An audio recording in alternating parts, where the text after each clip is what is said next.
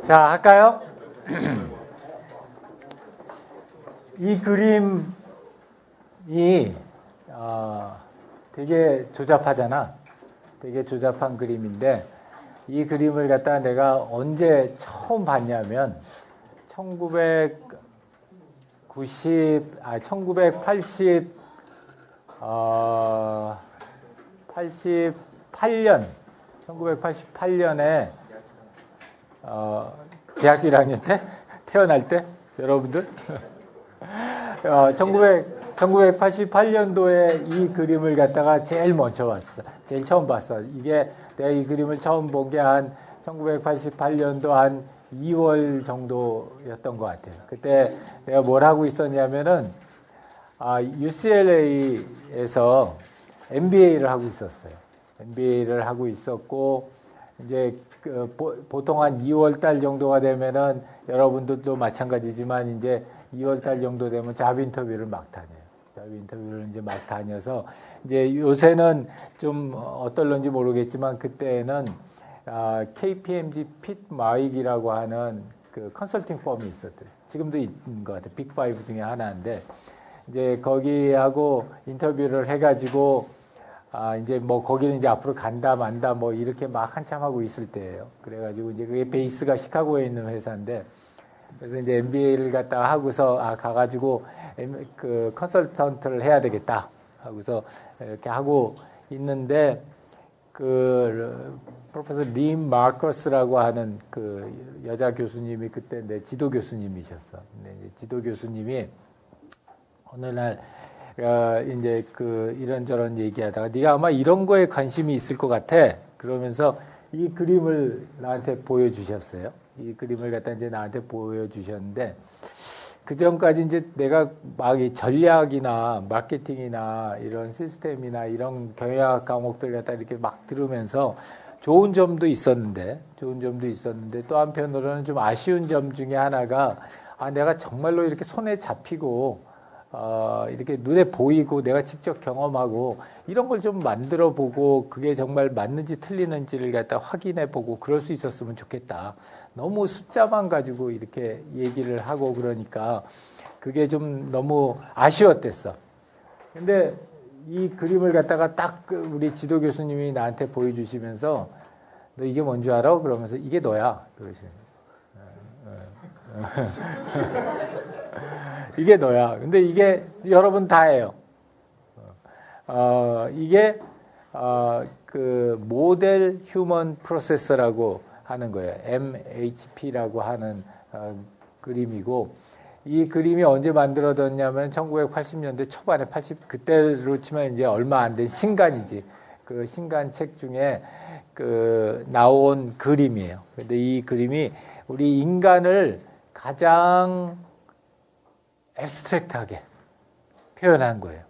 우리 사람이라고 하는 걸 가장 추상적으로 표현을 한 건데 특히 어떤 점에서 사람을 표현을 했냐면 IT 정보기기를 사용하는 그런 사용하는 과정과 관련돼서 중요한 사람들의 중요한 요소들을 갖다가 무지무지하게 심플리파이 해가지고서 표현해 놓은 거예요. 이게 사람이다. 그러니까 앞으로 핸드폰을 만들든지 아니면은 그때는 핸드폰은 없었지만 앞으로 웹사이트를 만들든지 컨텐츠를 하든지 요 사람이 편하고 쉽게 쓸 수 있는 그런 시스템을 갖다 만들어라 하는 모델이에요. 이게 사람에 대한 모델. 이거 뭐 여러 가지 있지만 이렇게 하나 이런 거 보면 이런 거예요. 한번 우리가 눈을 갖다가 요 왼쪽에서 오른쪽으로 잠깐 옮기는 걸 우리가 사케딕 무브먼트라고 하는데 그 사케딕 무브먼트에 평균적으로 230ms가 걸리는 거예요. 0.2초. 0.2초가 걸리고 굉장히 빨리 옮기는 사람은 70초, 0.07초 만에 옮기기도 하고 조금 오래 걸리는 사람은 0.7초 걸린다. 눈을 갖다 이렇게 보겠다 옆으로 이렇게 잠깐 돌리는데. 그렇게 해서 그런 파라메타들을 갖다 쭉 한 이 모델 휴먼 프로세서라는 걸 갖다가 만들었어요. 1983년도에. 그러고 나서 한 20년 동안 내내 이쪽 HCI UX를 하는 사람들이 이 모델 사람에 대한 요 모형을 가지고서 우리가 웹 서비스도 만들고 기계도 만들고 하면서 이렇게 만들어져 왔었던 거예요. 그래서 이거 보고 나서 사실은 나는 굉장히 충격을 많이 받았어. 왜냐하면 저렇게 구체적으로 이 사람이 뭔지에 대해서 표현할 수 있으면은 내가 저걸 맞춰가지고 뭐 게임을 만들든지 디바이스를 만들든지 그러면 되겠네. 뭐 손에 잡혀지는 거예요. 그래가지고 우리 컨설턴트를 갖다가 한 1년만 하고 때려치고 나서 이제 카네기 멜론 유니버시티라는 CMU라는 데 가가지고 HCI 쪽으로 박사를 했어요. 그래서 나는 모델 이렇게 얘기하고 그러면은 이 모델 생각이 제일 많이 나, 지금도. 근데 오늘 주제가 모델링이에요. 그래서 오늘 주제에 대해서 이렇게 딱 축약해서 얘기하자면은 우리가 창조적인 생각을 할 수 있는 가장 고차원적인 툴, 이 고차원이라서 좋다는 건 아니에요. 무조건 좋다는 건 아닌데 앞에 있었던 10가지의 그 생각 도구들을 종합적으로 사용할 수 있는 방법 중에 하나가 모델링 같은 거예요. 그래서 모델이라고 하는 거는 우리가 어떠한 용도에 따라서 강조할 수 있는 부분은 필요 이상으로 사실보다 더 강조할 수도 있고 필요 없는 부분은 완전히 무시해가지고 단순화시키고 구체화시켜 놓은 대상을 우리가 모델이라고 해요. 그런데 그 모델이 왜 중요하냐 하면은 이런 모델을 만들어가는 과정을 통해서 우리가 대상에 대해서 굉장히 이렇게 깊은 이해를 할 수 있다는 거예요. 그리고 이 모델을 갖다가 만드는 거 우리 마음이야. 어떤 걸 강조할 거냐, 또 어떤 걸 무시할 거냐 하는 거는 모델을 그리는 사람의 마음이에요. 그렇기 때문에 그런 과정을 통해 가지고 우리가 그 해당되는 대상에 대한 우리의 이해도를 갖다가 훨씬 높일 수 있다.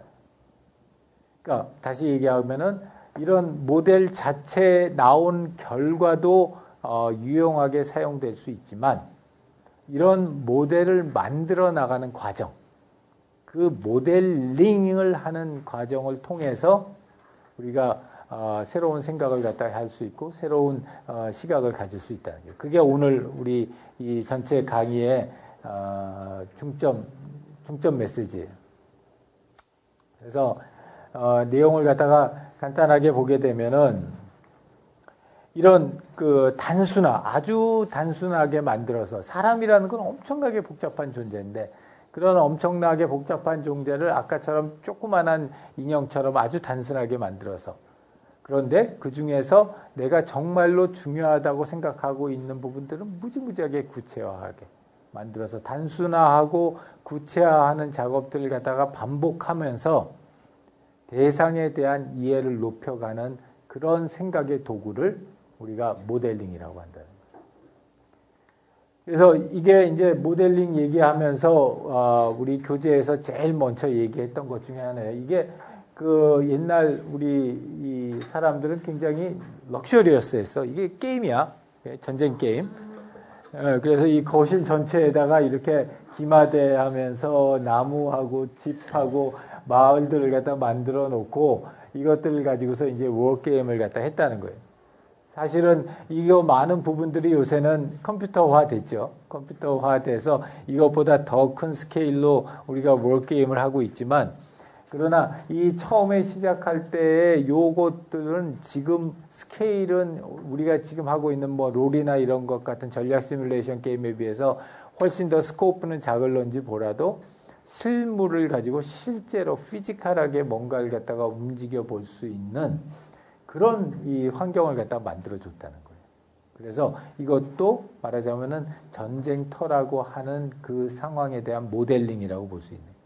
그리고 이런 걸 통해서 물론 재미도 느끼지만 우리가 어떻게 전쟁을 갖다 해야 되고 전략을 어떻게 세워야 되고 왜 우리 2차 세계대전 이 영화들 보면은 그 이렇게 확 전장 유럽이 나오고 거기에다 막 기마대 이렇게 올려놓고 뭐 사람 올려놓고 이렇게 이렇게 얘네들 이렇게 막대로 끌어가지고 이쪽으로 가져오고 그런 거 하잖아요. 이제 그런 것들이 이런 모델의 중요성, 또 모델을 만들고 변형시켜 나가는 과정에 대한 중요성을 충분히 우리들한테 설명해 주고 있다는. 그리고 이런 모델의 이제 가장 큰 특성 중에 하나는 일상적으로는 억세서블 하기가 굉장히 어려운 거. 우리가 일상적으로는 그렇게 보기도 어렵고 그렇게 접하기도 어려운 건데 뭔가 그래서 이게 이제 디멘셔널 싱킹하고 연결이 돼요. 그거의 차원을 컨덴싱을 시켜서, 압축을 시켜서 우리로 하여금 걔네들을 갖다가 경험할 수 있게 만들어주는 거예요. 그래서 예를 들어서 이런 거 같은 경우, 이게 아마 하버드 뮤지엄일 텐데, 자연사박물관이라고, 재밌게도 하버드 대학의 자연사박물관은 법대 그 건물 바로 건너편에 있어요. 그래서 법대 건물 바로 건너편에 있는 자연사박물관에 가게 되면은 한 선사 시대 때서부터 나오는 그 식물들이 이렇게 어떻게 이렇게 쭉 발전되어 왔는가 하는 것들을 갖다 이렇게 쭉 보여줘요. 그리고 어떤 동물도 예를 들어서 고래다. 그러면 고래가 아주 옛날 전서부터 시작해서 지금의 고래의 모습이 될 때까지 어떻게 진화되어 왔느냐 하는 걸 갖다 보여주는데 그걸 이미지로 보여주는 게 아니라 실제 화석이나 실제 남아있는 그 피지컬한 오브젝트를 가지고 보여줘요. 굉장히 애들도 굉장히 좋아하고 그런 이런 거 같은 경우에는 시간을 컨덴스 시킨 거죠. 시간을 컨덴스 시켜서 우리가 일반적으로는 선사시대부터 지금까지의 생물의 변화를 갖다 다 볼 수 없는데 얘를 갖다가 컨덴싱 시킴으로써 이 고래는 이렇게 변천되어 왔고 뭐 나비는 이렇게 변천되었고 하는 걸 볼 수 있는 거고. 요거는 이게 아마 어디 무슨 박물관에 있는 건데 이 양반이 그 작품이에요. 뭐냐면은 시대 순으로 유럽의 그 건축 구조 그리고 그 안에 있는 인테리어들을 갖다가 다 이 모형 집으로 만들어 가지고 쭉 만들었어요. 이건 그러니까 스페이스를 컨덴스 시킨 거예요. 스페이스를 컨덴스 시켜서 뭐 18세기에 유럽의 어디에 집, 그러면 그 미니에이처 집 안에 실제로 안에 들어가게 보면 조그만 문도 있고 그 안에 부엌도 있고 이런 식으로 해가지고 만들어 놓은 거예요. 그러니까 이거는 시간을 그 공간을 갖다 축약시켜 가지고 만들어 놓은 그런 모델이라고 볼 수 있죠. 위에 있는 건 시간을 축약시켜 놓은 거고. 그래서 우리가 모델이라는 거는 생각보다 굉장히 많은 용도로 굉장히 다양한 방법으로 쓰여요. 뭐 집 지을 때 처음에 이렇게 모델 만들어 놓는 거 같은 거 이런 거 뭐 너무 당연한 얘기인 것 같고요. 그 다음에 공룡 같은 것들도 우리가 이렇게 모형, 특히 이제 자연사박물관 같은 데 가보면 공룡들 많잖아요. 그런 실물 크기의 모형들 또는 그거보다 조금 더 큰 크기의 모형들로 만들어서 사람들에게 색다른 경험을 주게 할 수도 있고, 그 다음에 이런 그 세트장, 촬영한 세트장 같은 경우에도 우리가 모형으로 활용해가지고 뭐 조선시대의 생활 양식을 갖다가 체험할 수 있게 해준다, 이럴 수 있고, 뭐 굉장히 다양한 분야에서 이런 모형을 갖다가 사용을 하고 있고요. 이런 모형의 특징은 크게 한 4가지 정도가 있어요. 이게 여러분들 이제 이번 주에 한번 생각해 보아야 할 점이에요. 그래서 디테일하게 한번 설명을 해보면은 첫 번째는 표상적 또는 물리적인 모형이 있어요. 얘는 뭐냐면 비슷하게 만드는 거예요. 생긴 거 비슷하게, 들리는 거 비슷하게. 이렇게 해서 그 표면적인 특성을 아주 비슷하게 가져가는 모형들. 이런 모형들을 우리가 표상적 모형 또는 물리적 모형이라고 그래요. 그래서 실제로 지을 집과 똑같은 비슷하게 생긴 모형의 집을 짓는다. 그러면 이거는 그 표상적인 모형을 갖다 해주는 거죠. 두 번째는 기능적 모형이 있어요. 이건 전혀 다른 모형이에요. 이 기능적 모형은 내가 그 어떤 대상을 어떻게 작동할까에 대한 모형이에요. 그래서 예를 들자면은 내가 어느 버튼을 누르면은 이 기계가 어떻게 움직이고 또 다른 버튼을 누르면 그 기계가 어떻게 움직이고 하는 그 작용대 반작용하는 그 기능들을 갖다가 추상적으로 형상화시키고 추상화해가지고 만들어 놓는 게 기능 모형이에요. 여러분들 저거 생각하면 돼. 매뉴얼, 사용 매뉴얼. 그런 것들이 기능 모형이고요. 그 다음에 이론적인 모형이라는 것은 뭐냐면은 Y를 설명하는 거예요. 그래서 내가 여기서 이 버튼을 누르면 왜 카메라 셔터가 열릴까? 그러면은 그 내용을 갖다가 실제로 이 피지컬하거나 또는 실제로 기능적인 거는 아니지만 이런 원리에 따라서 여기를 누르면은 뭐 만유 인력의 법칙에 따라서 여기가 이렇게 물러져서 이렇게 된다. 그리고 많은 부분 우리가 이론을 가지고서 연구하는 사회과학이나 자연과학에 있는 사람들이 이 이론적 모형들을 갖다 만들어내요. 그래서 뭐 사회과학으로 얘기하자 그러면 우리 경영학으로 얘기하자면 뭐 인트린직한 모티베이션을 갖다 높여줬더니 사람들의 창의력이 높아졌다. 이런 것 같은 게 대표적인 이론적 모형이에요. 인트린직 모티베이션이라고 하는 요소가 있는데 걔네들이 사람들의 창의력이라고 하는 요소에 이렇게 정에 영향을 미쳤다. 그러면 얘네들 간의 요소가 보여지는 거예요. 그다음에 마지막으로 이제 가상적 모형은 지금은 없는데 앞으로도 없을 텐데 걔네들을 갖다가 우리 머릿속에 있는 걔네들을 어떤 식으로든지 굉장히 뭐 앞에 있는 표상적, 기능적, 이론적 모형은 다 지금 있는 것들인데 그거 말고 없는 것들, 우리가 직접 관찰할 수 없고 존재하지 않는 대상에 대해서 가상적으로 만들어 놓는 모형, 이걸 가상적 모형이라고 해요. 그래서 보통 우리가 모형 그러면은 그냥 추상화하고 간단하게 만든다 이렇게 얘기하지만 그 내용을 가서 보면은 표상적인 모형이나 기능적인 모형이나 이론적인 모형이나 가상적인 모형이 다 다르다는 거예요. 여러분들이 어떤 모형을 만들 수 있고 또 그 모형이 왜 중요한지 하는 것들을 갖다가 이 어떤 내용으로 어떤 대상으로 어떤 목적 때문에 모형을 만드냐에 따라서 달라져요. 그래서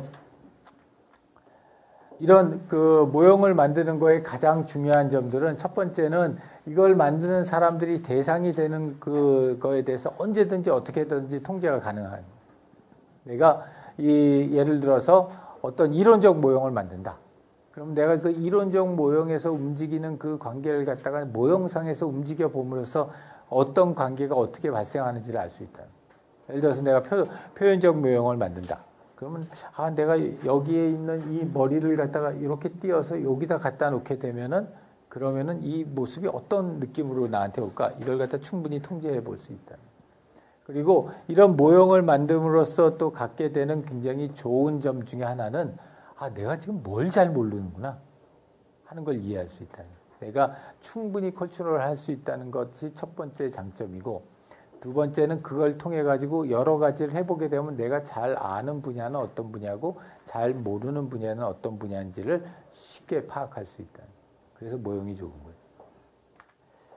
그걸 이제 우리 교재에서는 굉장히 여러 가지 다양한 사람들 얘기를 들어서 이렇게 해가지고 모형이 많이 사용됐다라고 하는 예제를 갖다가 다 표현을 해줘요. 나는 우리 교재를 갖다 읽을 때마다 너무 항상 감탄하는 게 도대체 이 저자들은 어떻게 이렇게 해박할까? 미술, 음악, 과학 할 것 없이 여러 군데를 돌아다니면서 굉장히 다양한 예를 내요. 그래서 이걸 스트라빈스키, 우리 러시아 작곡가인데 또 제나시스라는 사람은 이거는 또 지휘자예요. 이런 사람들 이렇게 보면은 자기네들이 굉장히 모형 모델을 갖다 많이 썼다는 거고 여기 음악에서 마찬가지로 이런 사람들도 굉장히 다양한 모형들을 사용을 했어요. 자, 이 그림은 굉장히 익숙한 그림인데 이게 6feet 9inch니까 거의 내 키야 180. 그 다음에 세로가 10feet니까 그것도 역시 한 180 조금 넘는 거지. 엄청나게 큰 그림이죠. 그래서 근데 여기 가서 보면 이렇게 다 찍은 거야. 예, 플라스코 이거 다 찍어가지고 만들어 놓은 그림인데 이런 거 같은 거 여기다가 새하얀색으로 한번 찍어버렸다거나 새까만 색으로 한번 찍어버렸다 그러면 대형 사고잖아. 그래서 이제 그거를 하기 전에 아주 작은 모형을 먼저 그리고 그 모형에서 내가 여기에 어떤 색깔로 어떻게 찍을 것인가를 갖다 미리 생각해보고 그 다음에 이걸 찍었다는 거예요. 그래서 앞에서 얘기했던 음악뿐만이 아니라 이 미술에서도 모형이라고 하는 게 상당히 많이 사용됐다는 거고 실제로 보게 되면 저쪽에 있는 게 이제 모형으로 모델링을 한 거고 사전 스케치를 한 거고 그걸 가지고 이제 최종적인 그림은 이런 모습으로 나타났다는 거죠. 그래서 거의 뭐 모형이나 이 실제나 이 내용상에서의 큰 차이는 없지만 그렇지만 그 심플리파이 된 거는 모형 쪽이 훨씬 더 심플리파이가 됐죠. 그래서 이걸 통해 가지고 우리가 이걸 여기서 이렇게 바꿔주면 어떻게 될까 하는 것들을 갖다가 잘 볼 수 있다는 거. 조각도 마찬가지고요. 특히 이제 조각 같은 경우에는 사이즈도 크고 이 품도 많이 들고 시간도 많이 걸리니까 이런 모형의 중요성들이 많았고요. 이만한 크기의 걸 만드는데 이렇게 만들다가 뭐 팔이 이쪽이 아닌데 뭐 이래버리면은 대형 사고잖아. 그러니까 이제 그런 것들을 한다는 거고 이것도 왼쪽에 있는 모형으로부터 오른쪽에 있는 실제 물건들이 만들어졌다는 거고요. 이것도 마찬가지고 여기에 보이는 요만한 요런 모형에서부터 시작해서 이렇게 큰 형태의 조형물들이 나왔다는 거고. 헨리 무어 뭐 굉장히 유명하잖아요. 헨리 무어 작품들 중에서도 헨리 무어도 이런 그 모형들을 갖다 굉장히 많이 활용을 했대요. 그래서 처음에는 굉장히 맑게 이 조그만 스타일의 걸 만들고 그 다음에는 자기 그 필드에 놔둘 수 있는 크기에 자기 그 공장의 필드에 놔둘 수 있는 그런 크기의 걸 만들고 그 다음에 이제 실제 제품을 만들고 그래서 헨리 무어 작품 이렇게 가서 보면은 참 비슷비슷해. 그 비슷한 것들이 굉장히 많아. 그런 것들이 전부 다 이런 실제 모형을 갖다 사전에 만들어봤던 것들이 나온 거고 이런 거 같은 게 사전에 샘플로 한번 만들어 본 거예요. 샘플로 요만한 이거 굉장히 작은 사이즈인데 이 작은 사이즈로 이렇게 샘플을 만들었다가 그걸 실제 크기는 이런 크기로 해가지고 만들어내서 이 그 모형이라는 게 특히 이제 조각 같은 3차원을 보여줄 때에는 굉장히 큰 역할을 갖다 한다는 거예요. 그래서 이거 보면은 실제로 모델링 어떻게 했는지를 갖다 보여주고 있는데 볼까요?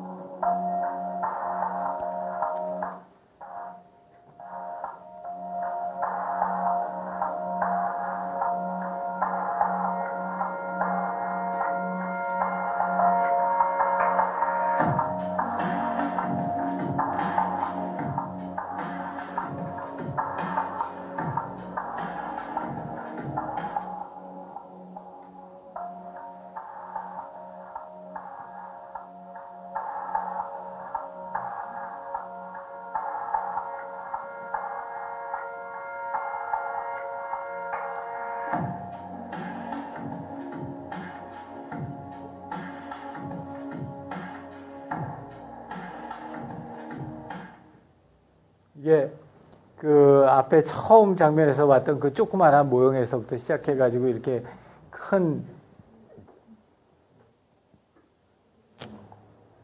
모습이 만들어질 수 있다는 거고요. 이 사람들도 이 모형을 가지고 조각 작품들을 갖다 만드는 극사실주의인데 요거 한번 볼게요. 이거 참 재밌더라고. 이거는 나중에 그 작가가 자기 아들을 갖다가 모형 속에 넣어가지고 작품을 만들었는데 나중에 이제 작가는 죽고 그 아들하고 인터뷰하는 내용이에요. 그래서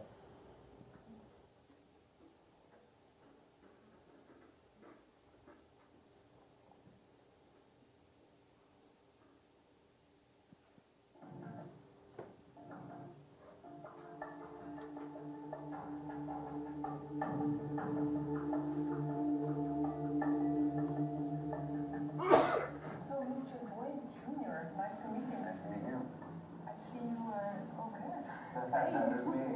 Isn't that weird for you? Not so much. Used to it. Used to it growing up with my father. The studio was very close by. We were there all the time. We saw the whole process of the making of the sculptures. The way it works is he takes a mold. After a long period of time taking studies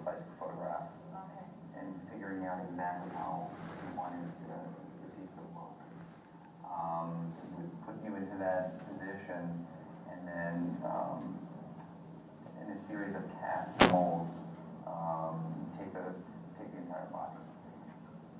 It was very, for us, it was very difficult to sit for that period of time.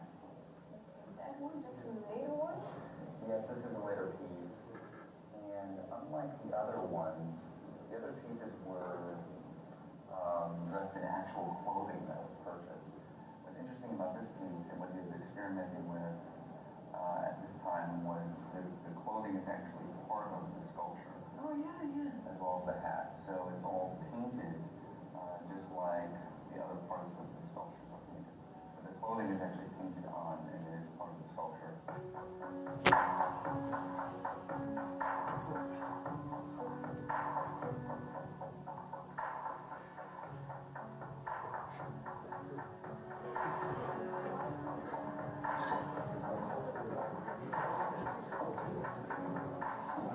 Lunch break. Yes, this is one of my best friends. No. His name is Scott Reed. He was also an assistant to my father for many years as well. These other guys, I don't know who they are. This is the biggest piece that he made, the biggest installation piece. There's other pieces that were two figures. I think this is the only piece that has three.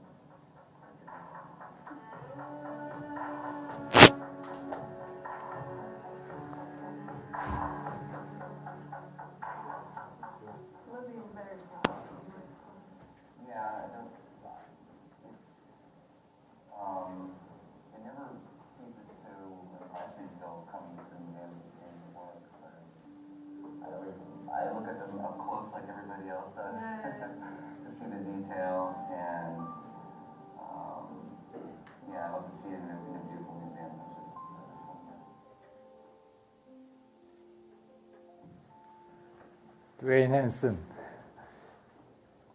어땠어요? 보면서? 섬뜩해? 모델이라고 하는 게 이런 수준으로 만들어졌을 때 우리한테 어떤 느낌을 줄 수 있을까? 지금 우리가 일반적으로 생각하는 그런 모델들하고 여기서 보는 지금 이런 내용들의 모델들이 다 같은 연장선상에 있는 거예요. 여기서 극사실주의로 현실 세계와의 비슷한 걸 갖다 극도로 디테일하게 만든 모델을 여러분들이 필요로 할 수도 있고, 반대로 아주 축약화해서 만들어낸 모델들을 갖다 볼 수도 있다는 거예요. 이거는 뭐냐면은 중국이나 일본에서 침 놓는 자리 이렇게 할 때 이 연습할 때 이렇게 사람들 요런 내가 침 놓는 게 가장 중요하다 그래서 메디슨에서도 이런 모델들을 많이 사용했다는 거고요. 이것도 이 사람의 장기들이잖아요. 그래서 이 장기들도 이런 모습으로 사용을 했고, 특히 의과대학에서 사람한테 직접 꽂지 못하니까 이런 크리티컬한 연습하는 것 같은 걸 갖다가 이 사람들하고 하기 전에 이런 마네킹 가지고 많이 한다는 거고요. 그런 거 같은 것들이 이제 메디칼에서 쓰는 거고, 이거는 이론적인 모형들이에요. 이론적인 모형들인데, 이 이론적인 모형 요거는 뭐였냐면은 옛날에, 지금도 그렇지만 아프리카 가서 보면은 제일 귀중한 것 중에 하나가 깨끗한 물이거든. 그 깨끗한 물을 갖다가 더럽히는 가장 큰 요인 중에 하나가 뭐냐면 사람들이 기르는 가축이에요. 이 가축들이 그 물 소스, 그러니까 우물 근처에 와가지고 용변을 보거나 이러면은 그 우물 자체가 이제 오염이 되는 거예요. 그래서 그런 것 같은 걸 갖다 사람들한테 설명해 줄 때, 왜 우물 근처에다가 이렇게 돌을 쌓고서 가축들이 못 오게 담을 쌓아야 되느냐라는 것 같은 거 설명해 줄 때, 이런 그 가축들과 또 이 우물과 이것의 오염 관계 같은 거는 이론적인 모형을 통해서 설명해 줄 수 있다는 거죠. 여러분 잘 알 텐데, 폴링. 이 사람이 얘기했던 것 중에 가장 중요한 것 중에 하나가 실제로 자기가 DNA 구조를 그림으로 딱 물건으로 입체적으로 이렇게 만들어 놓고 나니까 어디가 비어 있는지를 알겠더라고요. 근데 나도 이렇게 팀 미팅 할 거나 이럴 때 많이 경험하는 것 중에 하나가 뭐냐면, 여러분들이 이렇게 앉아 있고 발표자가 나와가지고 여기서 이렇게 얘기를 하면은 그 발표자가 하는 얘기들이 다 발표자 입장에서는 정확하게 전달한다고 생각하지만 잘 안 돼요. 근데 다 일어나라고 그래서 팀 미팅 하는 사람들 다 일어나라고 그래가지고 여기 와가지고 같이 이 내용들을 갖다 손으로 찍어가면서 실제로 이렇게 모션을 해가면서 얘기를 하라고 그러면 훨씬 더 정확하게 의사 전달이 된다. 근데 우리가 그걸 안 하고 자, 나머지 사람들은 다 앉아있고 한 사람만 일어서가지고 이거 있잖아요. 그럼 그 이거가 뭔지를 말하는 사람은 다 정확하게 전달했다고 생각하는데 실제 정확하게 전달이 안 된다. 그래서 이 사람들이 주장하는 것 중에 하나는 뭐냐면 아무리 3D가 좋아지고 모델링이 아무리 좋아진다고 해도 피지컬한 모델링을 만들 수 있는 능력과 그걸 갖다 해볼 수 있는 그런 경험을 갖는 게 중요하다라는 것들을 갖다가 많이들 얘기를 하고 있어요. 그래서 특히 이런 모델이 많이 사용되는 분야 중에 이론적인 분야 중에 하나가 수학이에요. 그래서 수학에서는 사실 수학은 가장 퓨어한 모델이거든. 수학을 통해 수학적인 모델이라고 하는 게 가장 군더더기가 없는 가장 깨끗한 모델인데 반면에 이제 그걸 갖다 일반 사람들이 이해하기는 굉장히 어렵지. 그렇지만 이론적인 정형성을 위해서는 많이 사용해요. 그리고 이런 다양한 모델 같은 것들을 갖다 세계를 갖다 이해하려면은 다양한 이 모델들을 갖다가 직접 만들어 보고 걔네들 갖다 직접 경험해 볼 수 있는 그런 경험을 갖다 해보는 게 좋다는 거고요. 이거는 이제 여러분들 이제 직접 할 거예요. 개인 과제로 이제 직접 할 텐데, 그러니까 한번 만들어 보는 거야. 만들어 보는데 PPT로 만드는 게 아니라 여러분 초등학교 때 했던 것처럼 주변에 있는 여러 가지 요소를 가지고서 만들어 보는 거야. 물론 이제 만든 걸 갖다가 들고서 여기까지 오는 게 남사스러우면은 찍어가지고 PPT로 올려놓고 PPT만 보여줘도 되는데 실제로 만드는 과정은 직접 피지컬한 오브젝트를 가지고 한번 모형을 만들어 보라는 거예요. 그래서 이 뭐 골판지나 나무나 뭐 여러 가지들 있잖아요. 우리 초등학교 때 많이 했던 거. 초등학교 때만 해보고 이걸 갖다 안 해서 우리 교재에 보면은 그런 얘기를 해요. 그레이드 스쿨이 이제 초등학교인데 초등학교 때 이거 해보고 나서 중고등학교 때 안 하고 대학교 때는 야 그걸 갖다 어떻게 창피하게 그 짓을 하고 앉아있냐 막 이렇게 생각할는지 모르지만 이거는 모든 세대를 통해서 지속적으로 해볼 수 있고 또 그래야 되는 그런 스킬이라는 거예요. 그래서 이제 그런 내용들 갖다 이렇게 얘기를 갖다 해줬고요. 그래서 이 사람들이 자기 책에서 주장하는 건 이런 골판지 같은 거 가지고서도 이런 탁자를 만들 수 있듯이 아주 뭐 팬시한 무슨 3D 모델링이 아니더라도 여러분들 일상생활에서 중요하게 편하게 찾을 수 있는 그런 아이템들을 가지고 실제로 한번 해보라는 거예요. 자, 이제 이게 여러분들이 직접 한번 해봤으면 하는 건데 어떤 건데 여러분 인생에 굉장히 의미 있는 거를 피지컬하게 한번 모델링을 해보는 거예요. 그러면은 피지컬한 모델링 우리 아까 얘기했지만